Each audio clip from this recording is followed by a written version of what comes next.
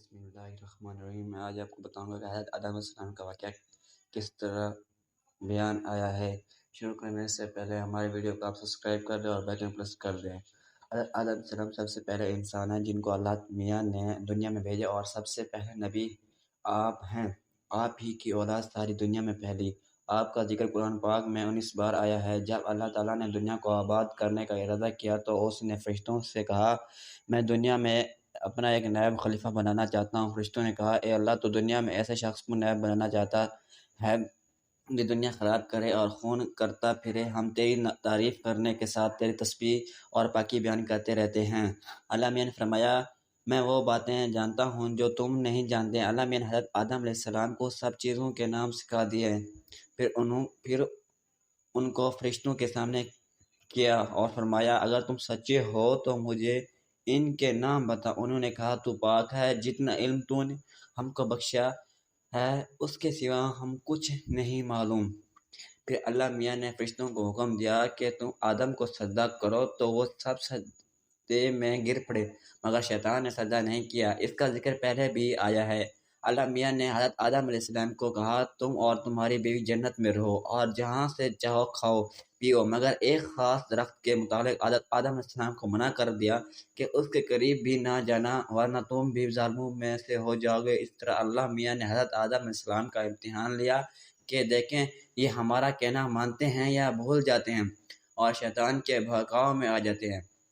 شیطان جو پہلے ہی حضرت آدم سے ناراض تھا کہ ان کی وجہ سے وہ خدا تعالیٰ کے دربار سے نکلا اور خدا اللہ تعالیٰ کی لعنت اس پر ہوئی، اور اس نے قسم کھائی تھی کہ میں حضرت آدم اور اس کی اولاد کو قیامت تک بہکاتا رہوں گا۔ کہ اللہ میاں کا حضرت آدم اور اس کی اولاد کو قیامت تک بہکا رہتا ہوں گا۔ اللہ میاں کا کہنا نہ ماننا اور خوب برائیاں پھیلائے۔ وہ حضرت آدم اور ان کی بیوی حضرت حوا علیہ السلام کو برابر بہکاتا رہا کہ اس درخت کا پھل تم ضرور کھاؤ، اس کھانے کے سے تم فرشتے بن جاؤ گے، جنت میں سے کبھی نہ نکلو گے۔ آخر ایک دن حضرت آدم علیہ السلام اور ان کی بیوی حضرت حوا بھول سے شیطان کے بہکاوے میں آ گئے اور درخت کا پھل کھا لیا۔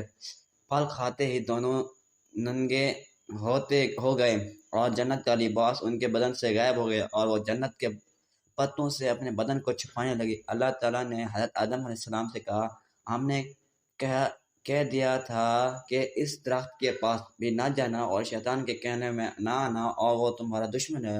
تم اس کے کہنے میں آ گئے، اب تم اور حوا جنت سے چلے جاؤ اور دنیا میں جا کر رہو۔ حضرت آدم علیہ السلام کو جنت سے نکالنے اور شیطان کے بہکاوے میں آنے کا بہت رنج ہوا اور بہت عرصے تک اللہ تعالیٰ سے معافی مانگتے رہے اور روتے رہے کہ اللہ تعالیٰ مجھے معاف کر دے۔ آخر اللہ میاں کو رحم آیا اور حضرت آدم علیہ السلام کو یہ دعا سکھائی کہ اے ہمارا رب، ہم نے آپ اوپر ظلم کیا، تو ہم پر رحم نہیں کرے گا تو ہم بڑا نقصان اٹھانے والوں میں سے ہو جائیں گے۔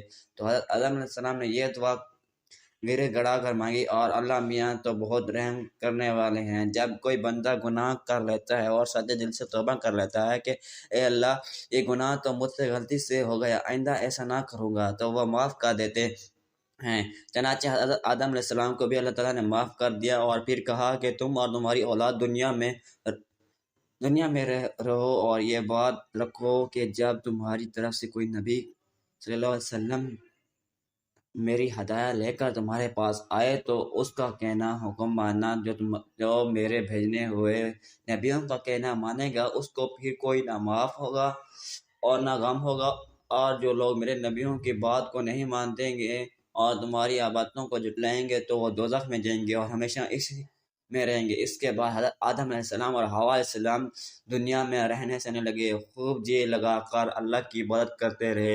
ان کی بہت اولاد ہوئی اور دنیا میں سب سے جگہ آباد ہوتی رہی۔ حضرت آدم علیہ السلام اپنی اولاد کو یہی بات بتاتے رہے کہ تم کبھی شیطان کے بہکاوے میں نہ آنا، وہ تمہارا دشمن ہے اور ہم کو بری باتیں کرنے کے لیے بیکار رہتا تھا۔ ہمیشہ اللہ کی عبادت کرنا، سچ بولنا، کسی پر ظلم نہ کرنا، ایک دوسرے کی نیک کاموں میں مدد کرتے رہنا۔